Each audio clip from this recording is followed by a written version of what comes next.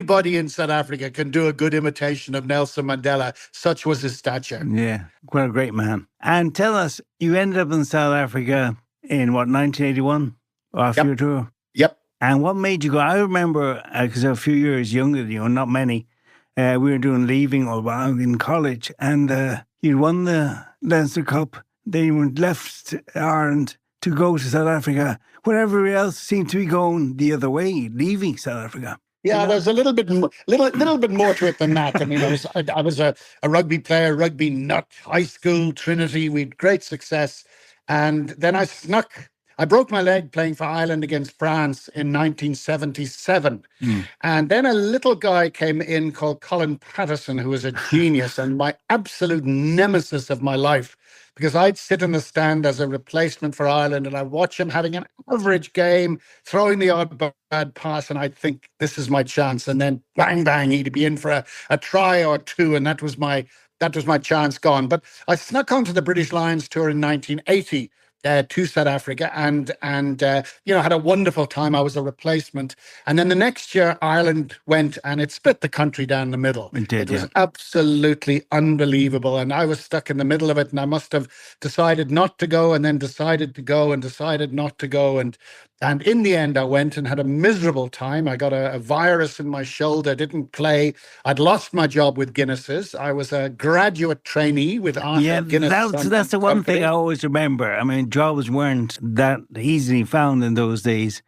And you, Mike Gibson, left jobs in Guinness's to go on this kind of random tour. Well, Gibbo didn't. Gibbo stayed. He was far more responsible than I was. But I left, and I'm looking back on it. I mean, I was a rugby nut. I was recently married. I got a young kid, but rugby was my game. And Guinness has allowed us to go and said, we can't interfere with your leave. And then an old schoolmate of mine, a very famous journalist called Peter Murtagh. Who's been on this show before you as well. Well, Peter I was in the same year with Peter, and terrific journalist. And I tell you what, a very fast runner as well. We wished he'd played rugby. And he realized that in the midst of this huge row, Guinness is one of their biggest export areas after sort of the UK and America was Nigeria and West Africa. So he went to the Nigerian embassy and said, are you aware that 2 Guinness employees are probably going to get picked? And Nigeria, not the greatest hotbed of rugby, weren't quite aware of this, but it rose up. And then they said, look, we might have to nationalize the breweries if these guys go. So Guinness changed their mind. And my wife was so fed up with this row, said, why don't you just tell them to F off? So without quite doing that, I left and I went, and disastrous tour for me personally because of this injury. And then I got offered jobs in South Africa. And the rugby side of it was incredible. The stadiums, the crowds, the standard of rugby was, well, a bit like today, was amazing. And so I decided to go for a year, which has turned into 45 years. And that's basically how I got to South Africa.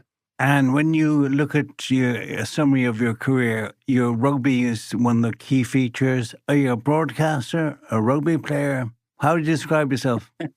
I think I describe myself whose life is in blocks. I put a chapter and I had a chapter, and for most of my early life, rugby was the central thing, and I ended up achieving far more than I ever should have done in terms of talent. But I think that I was so determined that I sort of punched above my weight, and I'm hugely proud that I made it to Ireland and the Lions, and then came out of the blue to South Africa and actually made it to the top here. My greatest honor and achievement was in